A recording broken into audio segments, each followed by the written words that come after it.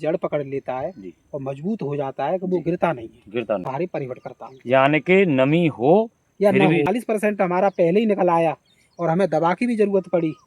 तो जहाँ मैं 10-12 किलो प्रति बीए का हिसाब रखता था डीएपी का, जी। अब मशीन से आज तक बोता नहीं है। अच्छा। ये लोगों की गलत फहमी है हाँ। कि गिरते नहीं है, ज्यादा होते हैं। इतना कहाँ कौन कौन सा खरपतवार है। जी।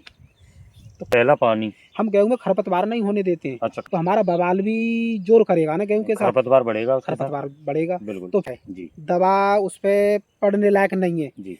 तो जो आप खुद कर रहा हूँ, दुकानदार कहता है कि इसे ले जाओ, इसे लगाओ और 18 मन का बिया होगा और 20 मन का बिया होगा। पास थोड़ा पैसा है तो क्या सोचते हैं, अरे कि इसने ये लगा दिया।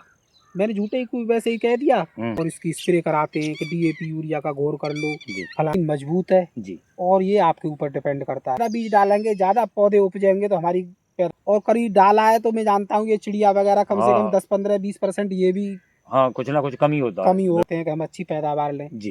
तो मैं उनसे बस यही कहना चाहूँगा, मौसम खराब होता है और हमारी बाली निकल आती है।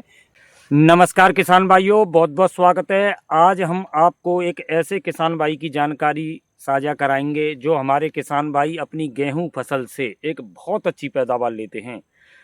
ये पैदावार ये कैसे लेते हैं, कौन सी वैरायटी लगाते हैं, कितने दिन की इनकी गेहूं की फसल हो गई है, क्या क्या ये उपाय करते हैं, तो पूरी जानकारी के लिए इस वीडियो में बने रहें। ये वीडियो बहुत लाभकारी होने वाला है।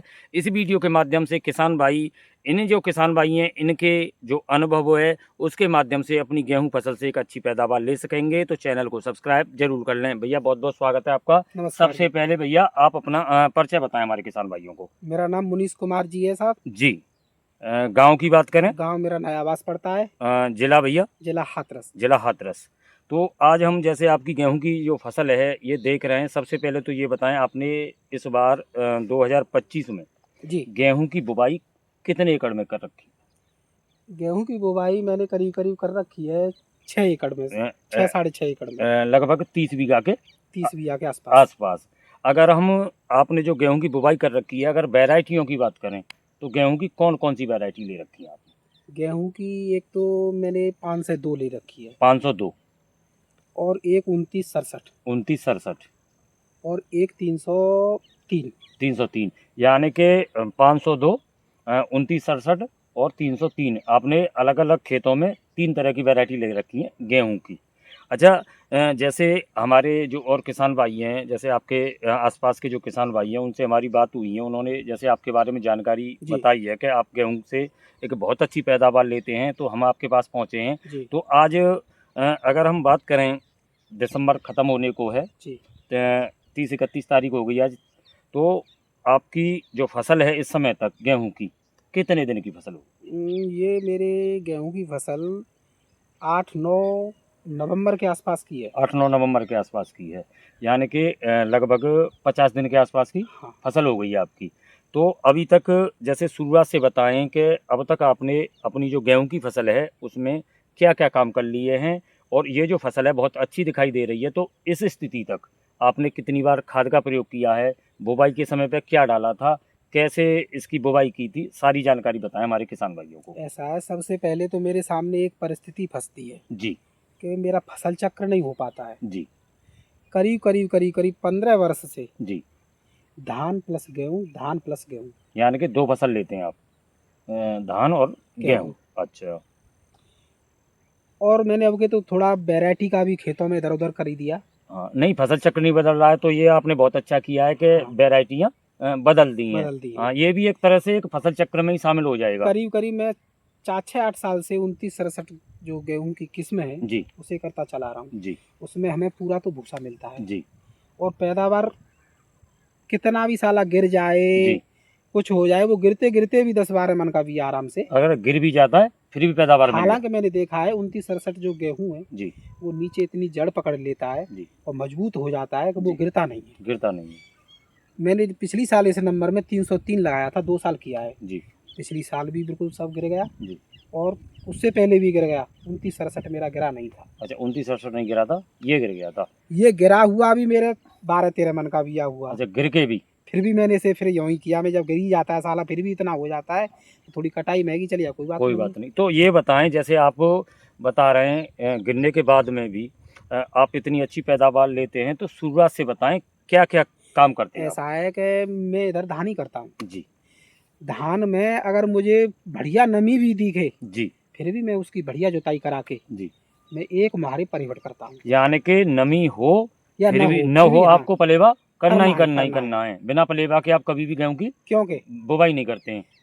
अगर मैं उसे पलेवा न करूं, हाँ तो ठीक है। उसमें जो गेहूं में तमाम खरपतवार होते हैं, जी बथुआ, चटरी, गेहूं का मामा, जो सब, तो मैं अपनी जो जितनी जानकारी रखता हूं, मैं जी ये जानता हूं जी कि पलेवा करने से जब तक वो ओठ आएगा, जी, कम से कम नहीं तो ज़्यादा नहीं 40% तो वो निकल ही आएगा शुरुआत में ही। शुरुआत में। जब 40% हमारा पहले ही निकल आया और हमें दवा की भी ज़रूरत पड़ी, तो फिर हल्की डोज में हमें दवा देनी दवा पड़ेगी। देनी पड़ जाएगी। अगर हम पलेवा नहीं करेंगे, पूरा बवाल आएगा, जी। हैवी डोज में दवा देनी पड़ेगी, पैसा भी लगेगा, हमारी गेहूं की फसल को भी हानि होगी हानि जब होगी। हैवी डोज में दवा देंगे तो। इधर देखिए, एक तो ये फॉर्मूला है आपका, जी, शुरुआती फॉर्मूला, यानी कि आप कैसी भी कंडीशन हो, पलेवा आपको करना ही करना है, तब आप बुवाई करते हैं। तो बुवाई के समय पे क्या क्या प्रयोग करते हैं उस समय, जैसे खादों की बात करें तो? खादों की बात करें तो देखो, अब अमूमन है ये डीएपी की किल्लत हो रही है कई सालों से। जी तो जहाँ मैं 10-12 किलो प्रति बीए का हिसाब रखता था डीएपी का, जी, अब जैसे किल्लत है तो कोई ये नहीं है, मेरे नंबर हैं, हम्म, इसमें 2-4 किलो बढ़ गया तो उसमें कम हो गया, मैं सीधे पैकेट अपना पर 10 किलो का बिया आप कम से कम मान लो, यानी कि 50 किलो एकड़ के एकड़। हिसाब से। अच्छा, और उसके साथ में कुछ लेते हैं एक या 10 किलो बिया के हिसाब से बीज बोता हूँ, 10 किलो के हिसाब से? मशीन से आज तक बोता नहीं हूँ। अच्छा, ये लोगों की गलत फहमी है कि हाँ गिरते नहीं है, ज़्यादा होते हैं। मैं तो इतना जानता हूँ कि अगर मशीन की नाली, जैसे आप मशीन से बुवाई करते हो, जी, आजकल जो दुसाई के खेत हैं हाँ सब गंदे रहते हैं, उसमें धान का गूंदरा या वो लग जाए, बिल्कुल, तो जहाँ मशीन रुक जाएगी, जी, आपको बोर जब खेत उपज आएगा जब ही सल जब ही पड़ेगी। पता लगेगा, बिल्कुल। और जहाँ आपने बीज फेंका है वहाँ उपजना है। यानी कि 50 किलो एकड़ के हिसाब से आप डीएपी लेते हैं और 50 किलो एकड़ के हिसाब से गेहूं बीज छिटका विधि से बुवाई करते हैं। छिटका विधि से। छिटका विधि से।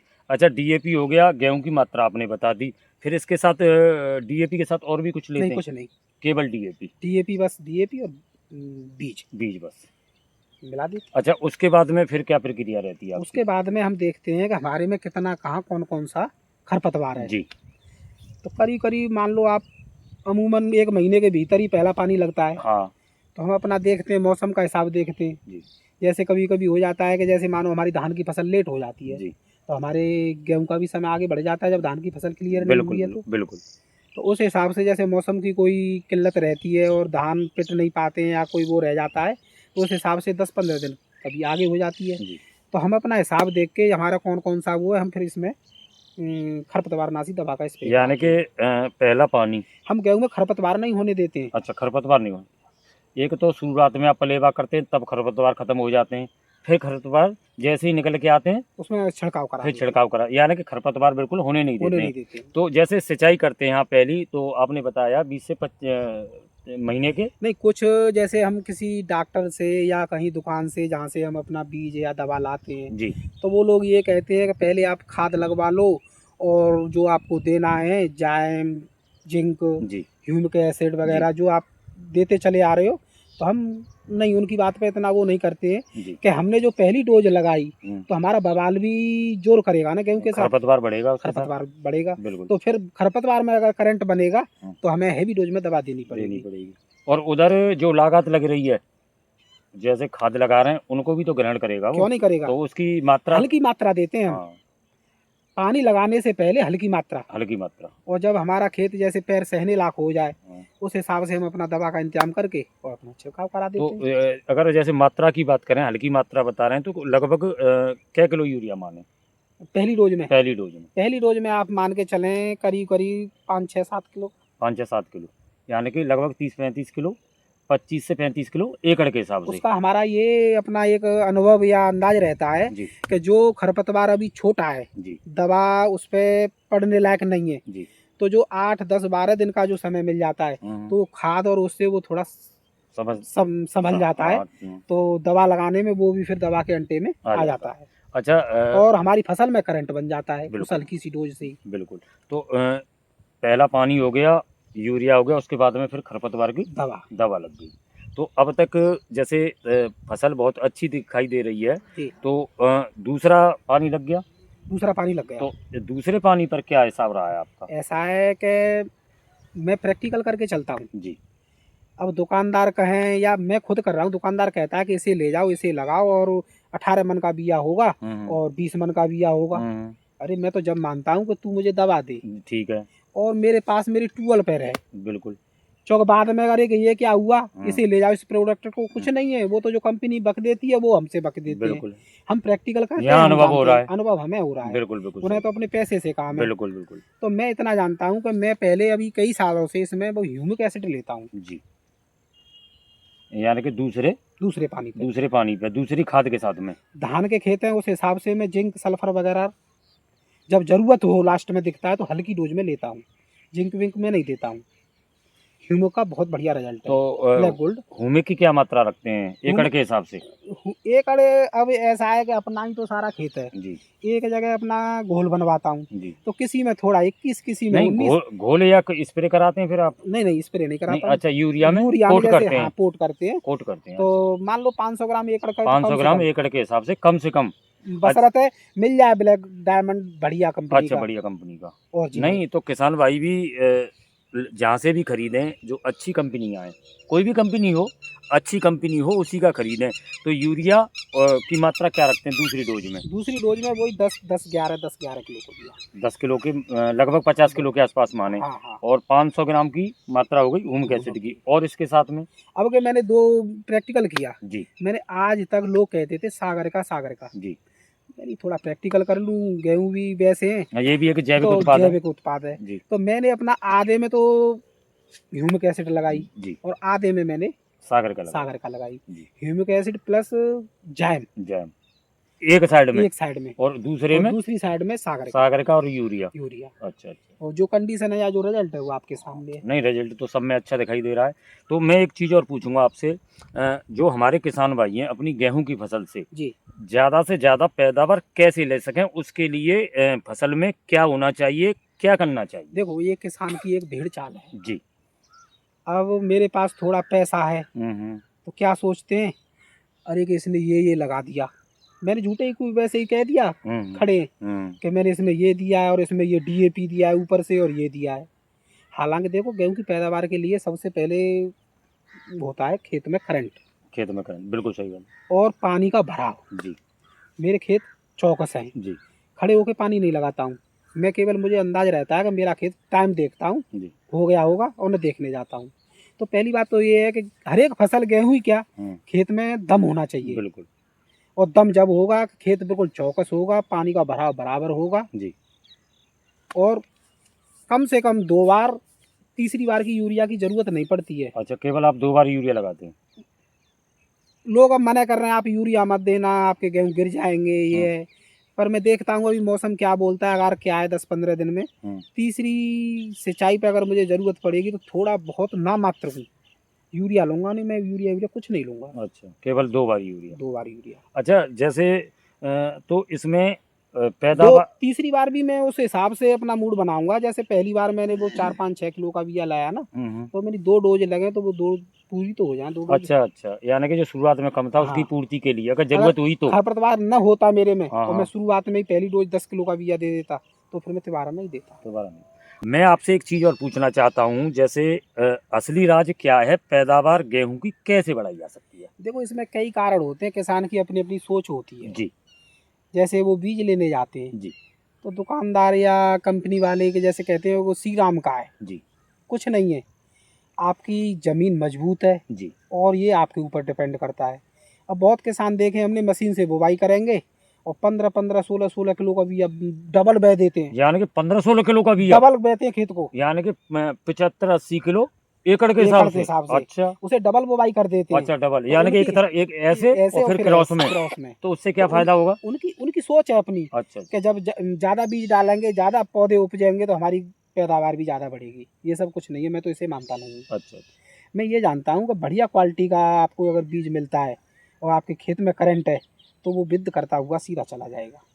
अगर मान लो जैसे हमारे किसान 15 किलो 14 किलो बीघा यानी कि 70 75 80 किलो एकड़ के हिसाब से बुवाई कर रहे हैं, तो बातें फसल में कहाँ नुकसान आमद हुआ? नुकसान ये आता है ना कि उसे पौधे को न तो ग्रोथ करने के लिए कोई जगह यानी मिलती है। कि नजदीकी हाँ, ज्यादा है या भाई और हाँ नजदीकी ज्यादा हो जाएंगी तो न वो ग्रोथ कहाँ से करेगा जब उसे जगह ही नहीं मिले नीचे। फुटा भी नहीं बनेगा। फुटा भी नहीं बनेगा, जब फुटा नहीं बनेगा तो सीधा सीधा अपना वो वृद्धि ऊपर की तरफ, ऊपर की तरफ बढ़ तो फिर जाएगी। उसमें गिरने के भी बिल्कुल गिरेगा, चांस ज्यादा क्यों रहेंगे। नहीं गिरेगा जब हवा पास नहीं होगी। वो तो ये जानते हैं कि हमारे गेहूं बड़े जोर के हैं। तो फिर किसानों को जो बुवाई करते हैं उस समय बीज की जो मात्रा बीज की है मात्रा थोड़ी कम लेनी चाहिए, उचित रखनी चाहिए। उचित। अच्छा, एक तो आपने ये कारण बता दिया कि कल्ले जो है पैदावार कम इस अब कारण से आप भी हो ये मान जाती लो है जी कि मैंने ये 10 किलो प्रति बिया के हिसाब से बीज डाला है। जी। अब इसमें 10-15% तो कंपनी लिख के देती है, हम्म गड़बड़ है। हम्म, और करीब डाला है तो मैं जानता हूँ ये चिड़िया वगैरह कम से कम हाँ 10-15-20% ये भी हाँ, कुछ ना कुछ कमी होता है, कमी होगा बिल्कुल हुआ, सही बात है। कुछ उपजा भी नहीं होगा। और आज आप देख रहे हो 10 किलो का बिया मेरा पड़ा नहीं, हुआ खूब है। बढ़िया फसल है। अच्छा, तो अच्छा दूसरी चीज और बताएं, एक तो ये भूल ना करें किसान बुवाई बीज की ज्यादा ना ज़्यादा करें। ना करें। दूसरा ये है कि अपना फिर वो खेत के ऊपर ही डिपेंड करता है। जी लोग यूरिया ज़्यादा दे देते रहते हैं। यूरिया से क्या है, वो नाइट्रोजन लेता रहता है और वो अपना सीधा बढ़भार में पड़ जाता है पौधा। उसकी जड़ें कमज़ोर हो जाती हैं जी ज़्यादा यूरिया देने से। जब ज़मीन में सीलन आती है तो वो जड़ों को ही गलाता है लास्ट में आके। जी तो कम से कम यूरिया दे के चलें।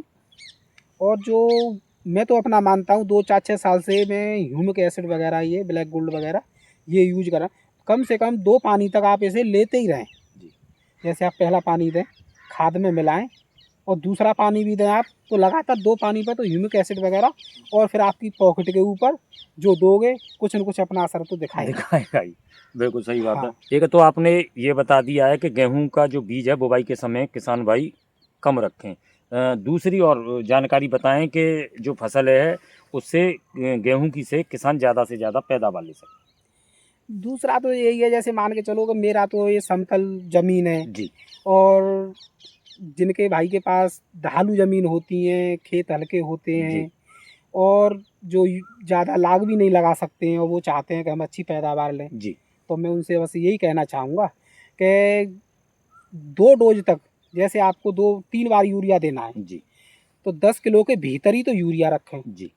और 2 डोजों तक आप कुछ दें, उसमें ह्यूमिक एसिड तो साथ लेते रहें। तो ह्यूमिक एसिड से क्या फायदा मिलता है? ह्यूमिक एसिड से कल्लों की संख्या अच्छा, बढ़ती ये है, संख्या बढ़ेगी, जड़ों का विकास होगा। विकास होता है, जड़ें फैलती हैं। जी जब हमारी जड़ें फैलेंगी तो लास्ट में भी जाके जब मौसम खराब होता है और हमारी बाली निकल आती है, तो जब जड़ मजबूत हैं और जिकड़े हुए हैं ज़मीन को, जी, तो हमारे गिरने की समस्या बहुत कम आती है। कम आती है। ह्यूमिक एसिड से मैंने ये 2 बार 3 बार से अच्छा, रिजल्ट देखा और है। संख्या बढ़ती है। संख्या बढ़ती है।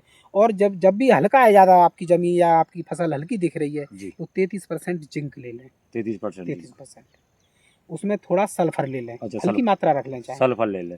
सल्फर से एक तो ये है कि ये फंगीसाइड होता है, जी जैसे अब कोहरा रहता जी है, नमी भी नहीं, तो वो तब पीलापन आता रहता है। जी तो सल्फर से एक तो ये है कि वो पौधे में थोड़ी गर्मी बन जाती है, जी। उसका पिकअप बढ़ जाता है। अच्छा, पिकअप बढ़ पिकअप जाता है बढ़ उसका। जाता है, तो आपकी फसल लगाने के 2-4-6 दिन बाद ही आप रिजल्ट देख लें।